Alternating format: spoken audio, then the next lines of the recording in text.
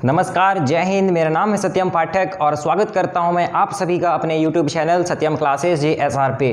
दोस्तों, आज की जो ये वीडियो है, मैं यहाँ पे एक बहुत ही इम्पॉर्टेंट टॉपिक को यहाँ पे आज आपके साथ शेयर करने वाला हूँ। हाँ, आज का जो टॉपिक होगा वो काफ़ी इम्पॉर्टेंट है। ऐसा टॉपिक बन गया है जो हमारे सक्सेस में, हमारे सक्सेस के मार्ग में ये एक दीवार बन गया है। जी हाँ, बिल्कुल सही, इंग्लिश स्पीकिंग।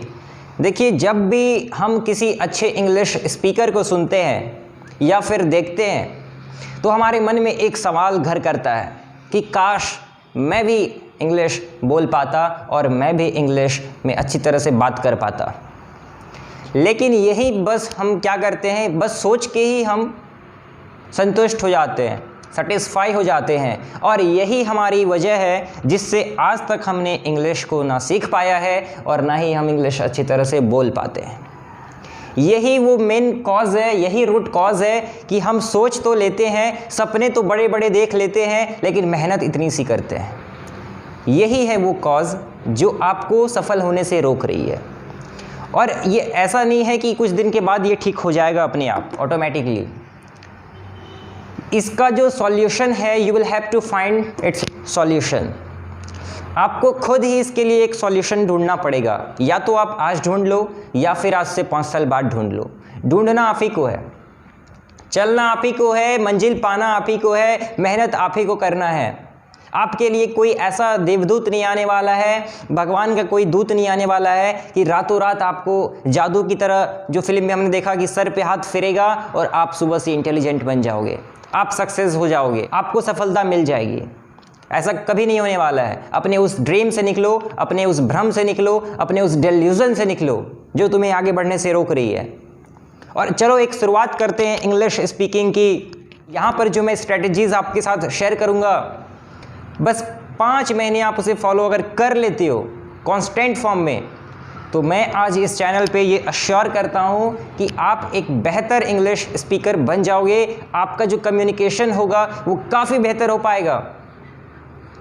लेकिन इसके लिए अगर आपको कुछ करना है तो संकल्प करना होगा। आपको एक डिटर्मिनेशन लाना होगा अपने अंदर। आपको स्टबर्न बनना पड़ेगा। आपको अपने अंदर जिद पालनी पड़ेगी। आपको अपने अंदर एक जिद पालनी पड़ेगी। देखिए, कहा जाता है मान लो तो हार है और ठान लो तो जीत है। जी हाँ, ये कोटेशन बहुत ही सही है कि अगर आप मान लेते हो तो हार हो जाता है और अगर आप ठान लेते हो तो वो जीत कहलाता है। देखिए, इंसान वो नहीं जिसको हालात बदल देते हैं, इंसान वो है जो हालात को ही बदल देते हैं। अगर आपको जीतना है तो लड़ना आप ही को पड़ेगा, अगर आपको मंजिल चाहिए तो चलना आप ही को पड़ेगा। आज जो मैं बात यहाँ पे अभी शेयर करूँगा उसे आप अगर फॉलो करते हो तो इंग्लिश आपके लिए काफ़ी आसान बन जाएगा। ठीक, सबसे पहले अगर मैं बात करूँगा तो आपको जो मैं पहला टिप्स दूंगा इंग्लिश सीखने के लिए वो होगा लिसनिंग। लिसनिंग क्यों इंपॉर्टेंट है, थोड़ा सा समझ लीजिए समय लेकर। और एक चीज़ बता दूंगा, वीडियो छोड़ के मत भागना।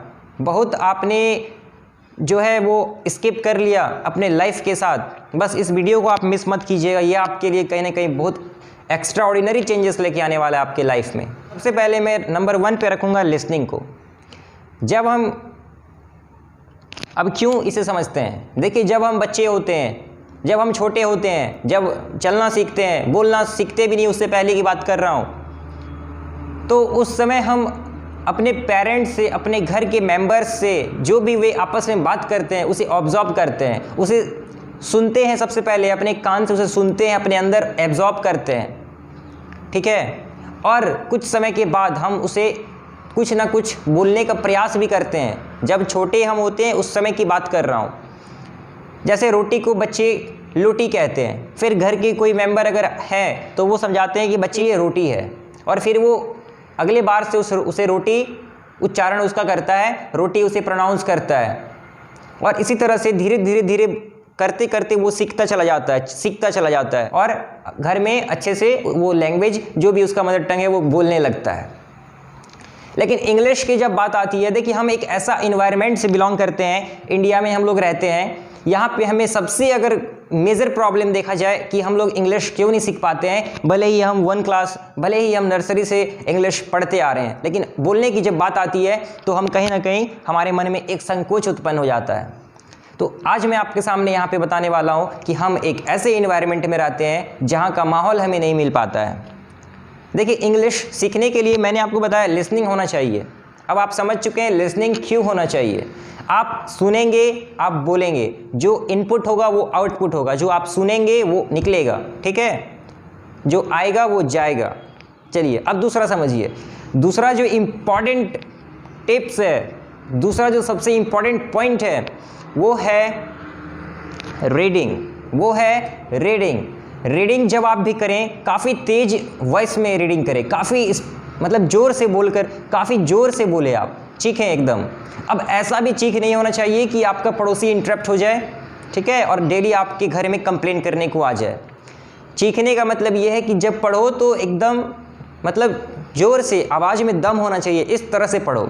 न्यूज़पेपर पकड़ लो, उसे पढ़ो, बुक पकड़ लीजिए, उसे पढ़िए, आर्टिकल्स, कुछ भी, जो भी आपका फेवरेट चीज़ है, मैगज़ीन है या फिर कोई स्टोरी बुक है, कोई नॉवेल है, इट डजेंट मैटर कि आप क्या पढ़ रहे हो, लेकिन ये मैटर करता है कि आप पढ़ रहे हो, ठीक है। तो रीडिंग से क्या होगा, आप जो वर्ड को प्रोनाउंस करते हो, आपका प्रोनाउंसिएशन जो होता है वो उसमें काफ़ी क्लैरिटी आती है। एक आप अमेजिंग उसमें क्लैरिटी देख पाओगे कुछ समय के बाद। अभी आपको पता बिल्कुल नहीं चलेगा। और कुछ लोगों को क्या होता है कि कुछ वर्ड वो प्रोनाउंस नहीं कर पाते हैं। कुछ वर्ड ऐसा होता है जो वो प्रोनाउंस नहीं कर पाते हैं। इसलिए नहीं कर पाते हैं क्योंकि प्रैक्टिस नहीं है, उन्हें बोलने का जो है वो प्रैक्टिस नहीं हो पाता है। इसलिए जब आप रीडिंग करोगे तो आपके माउथ पे वर्ड सब जो है वो फिट बैठता चला जाता है, वो बैठता चला जाता है और क्लैरिटी आती है वॉइस में, ठीक है। तो इसलिए रीडिंग आपको जब करना है, आप काफ़ी ज़ोर ज़ोर से पढ़कर रीडिंग करोगे, ओके। अब देखिए थर्ड पॉइंट जो है हमारा, थर्ड पॉइंट अगर जो है वो है स्पीकिंग।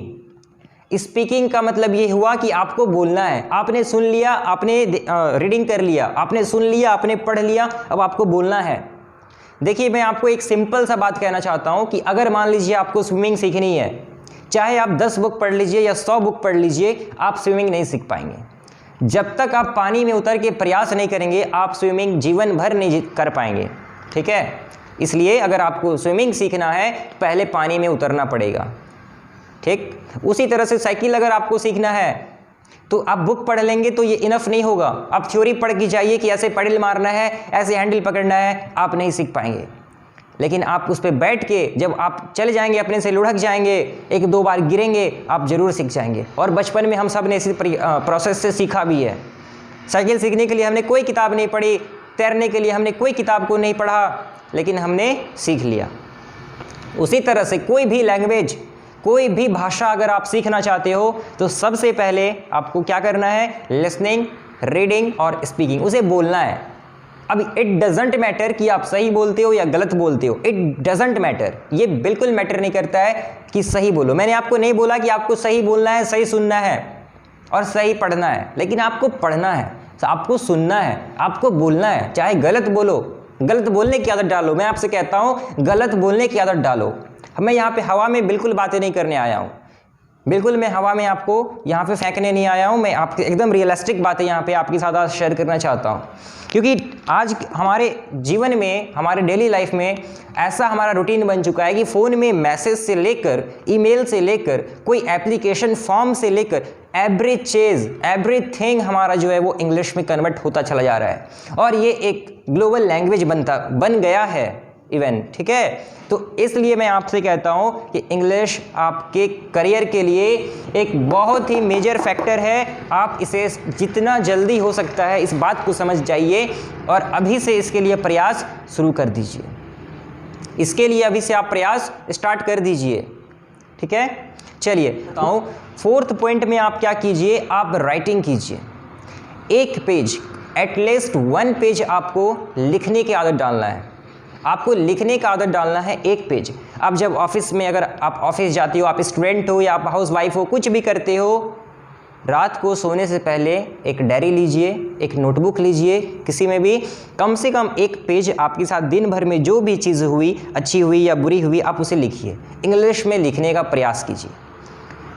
शुरुआत में जब आप लिखेंगे तो आपको कुछ समझ में नहीं आएगा कि क्या लिखूँ नहीं लिखूँ, लेकिन आप लिखते चले जाइए, लिखते चले जाइए। और मैं आपको ये बात बता देना चाहता हूँ कि आज से 5 महीने के बाद आप जब इंग्लिश सीख जाओगे, आप अगर इसी डायरी को पढ़ोगे तो आपको सबसे ज़्यादा हंसी आने आएगा, आपको बहुत ज़्यादा फ़नी लगेगा। ये जो प्रोसेस है, काफ़ी आप उस समय हंसोगे इसे देखकर। और इससे क्या होगा, आपका हैंड राइटिंग स्किल्स, आपका राइटिंग स्किल्स भी काफ़ी डेवलप होता चला जाता है। इसलिए राइटिंग का आदत अभी से डालें। चलिए अब और कुछ फैक्ट्स को मैं आपके सामने लेकर आना चाहूँगा। हम में से कई स्टूडेंट्स का ये एक्सक्यूज़ेस होता है कि हम हिंदी मीडियम स्कूल से बिलोंग करते हैं, हम हिंदी मीडियम स्कूल से बिलोंग करते हैं, हम तो इंग्लिश मीडियम स्कूल में नहीं पढ़ते हैं, ना हमें इंग्लिश, हमारे घर में कोई इंग्लिश बोलने वाला पर्सन है, तो हम इंग्लिश कैसे सीखें। ना हमारे पास माहौल है, ना हमारे पास अच्छे दोस्त हैं जिन्हें इंग्लिश आती हो, ना हम इंग्लिश मीडियम स्कूल में पढ़ते हैं, तो हम इंग्लिश कैसे सीखें। देखिए एक चीज़ अभी मैं आपको स्पष्ट कर देना चाहता हूँ कि कभी भी आपकी सर्कमस्टेंसेस आपको आगे बढ़ने से नहीं रोक सकती है। परिस्थितियाँ कभी भी आपके अनुकूल नहीं होंगी और ना अभी भी है। इन सब के बावजूद आपको आगे बढ़ना होगा, लड़ना होगा, छीनना होगा। आपको अपना हक के लिए लड़ना होगा और छीनना भी होगा। और मैं आपको ये भी बता देना चाहता हूँ कि इंग्लिश एक बहुत बड़ी नीड बन चुकी है। आज लोगों को इंग्लिश से एसेस किया जाता है, लोगों को उनके इंग्लिश बोलने के हुनर से आंका जाता है, लोग जज करते हैं। अगर 10 लोगों के बीच में अगर आप इंग्लिश बोल पाते हो तो लोग आपको उस नज़र से देखेंगे जैसे कि आप काफ़ी पढ़े लिखे हो, काफ़ी आप लिटरेट पर्सन हो। आपके साथ ऐसा बिहेव किया जाता है, आप उनके लिए एक आइडल बन जाते हो। अब लोग आपसे अपना कंपैरिजन करने लगते हैं कि वो इंग्लिश अच्छा बोल पाता है, हम नहीं बोल पाते हैं। आपको अपना आइडल बनाने लगता है, आपसे इंस्पायर होने लगता है, तो इन सारी चीज़ों के बावजूद भी अगर आपको लगता है कि आपका टाइम वेस्ट हो रहा है तो आप वीडियो स्किप करके बिल्कुल जा सकते हो। अभी भी मुझे लाइक, शेयर, सब्सक्राइब चैनल पे नहीं चाहिए, लेकिन मेरे इन बातों से अगर 5 लोगों का भी मन में कुछ ऐसा भाव आता है कि हाँ ये सही बंदा बात कर रहा है, तो वो लोग 5 लोग ही अगर आप चैनल पे आते हैं तो वो मेरे लिए काफ़ी खुशी की बात होगी। ठीक है, वो काफ़ी खुशी की बात होगी। देखिए एक बहुत ही बड़े पोएट के द्वारा एक बात कहा गया था कि it is good to be a poet but a bad engineer. एक अच्छा कवि बनना बेहतर है कि एक बेकार इंजीनियर बनना बेहतर नहीं है। कभी भी परिस्थितियां आपके अनुकूल नहीं होंगी, आपको समय रहते इस बात को समझना होगा। कभी भी समय आपके अनुसार नहीं चलने वाला है, वो अपने अकॉर्डिंग ही चलेगा। ठीक है, तो इस बातों को अभी भी आपके पास सफिशिएंट टाइम है, you have sufficient time in your hand. आप इस समय का उचित प्रयोग करते हुए आप अपने जीवन को बदल सकते हैं, आप अपने जीवन को बदल सकते हैं। और मैं आपको बता देना चाहता हूँ, हमारा जो कोर्स है इंग्लिश स्पीकिंग कोर्स जो है हमारा, उसका फ़ी हमने डिसाइड किया है, हमने फ़ी उसका डिसाइड किया है। यू विल बी शॉक्ड, उसका जो फ़ी है दैट इज़, मैं बात बोलूँगा नहीं, आप सिर्फ देख सकते हो इधर। Now you will have to decide what would be your next step. You will have to take decision for yourself. इस कोर्स का फ़ी हमने रखा है इतना, जो आप देख सकते हो। ठीक, तो यहाँ पे ऐसा कोई आपसे डिमांड नहीं किया जा रहा है कि आप हमारे इस कोर्स को परचेज कीजिए, आप हमारे इस सब्सक्रिप्शन लीजिए, आप ये कीजिए, वो कीजिए, पेमेंट कीजिए। नथिंग, हमने आपसे कुछ नहीं मांगा है। बस आप आज अपने मन में एक संकल्प ले लो, चाहे आप इस चैनल की मदद से इंग्लिश सीखो, आपको जहाँ अच्छा लगता है, जहाँ सीखना है, आपको जहाँ सेटिस्फैक्शन मिलता है, जहाँ अच्छी बातें मिलती है, जहाँ आपको क्वालिटी मिलता है, आप उसे चुनना। कभी भी मैं ये नहीं कहता कि आप हमारे चैनल को सब्सक्राइब कर लीजिए और यहाँ पे जो अपलोड करूँगा आप उसे देखिए। आपको अपने लाइफ में जहाँ पे क्वालिटी बेस्ट मिलता है आप उसे चूज़ कीजिए, क्वालिटी से कभी भी कॉम्प्रोमाइज़ नहीं कीजिए, ठीक है। हर चीज़ में, हर जगह पर क्वालिटी से कॉम्प्रोमाइज़ नहीं करना चाहिए, चाहे वो हमारा स्टडी हो, चाहे हमारा कुछ और चीज़ हो। चलिए, अब मैं आपसे कुछ रेयर और बात करना चाहूँगा, इससे रिलेटेड कुछ और बातें आपको समझाना चाहूँगा। तो मैं इसे पहले इरेज कर लेता हूँ। देखिए, इंग्लिश स्पीकिंग सीखने का आपके पास है 2 तरीका। You have 2 ways to learn English. यहाँ पे मैं आपको इस चार्ट की मदद से यहाँ पे I am trying to make you understand by this diagram. आपके पास 2 ऑप्शन है। पहला कि आप नेटिव बन जाओ, नेटिव, ठीक है, नेटिव, अगर आप नेटिव स्पीकर हो, नेटिव हो, ठीक है। और दूसरा आपके पास है ग्रामर। आपके पास 2 ऑप्शन है, या तो आप नेटिव हो या तो आप नेटिव होना चाहिए, या फिर आप ग्रामर सीख लो। नेटिव का मतलब ये हुआ जो लोग बचपन से इंग्लिश सुनते आ रहे हैं, बचपन से इंग्लिश बोलते आ रहे हैं, जिनका जन्म भी उस माहौल में हुआ है जहाँ के लोग भी इंग्लिश बोलते आ रहे हैं, में बातचीत करते हैं। नाउ जो सेकंड हमारे पास ऑप्शन है दैट इज़ ग्रामर।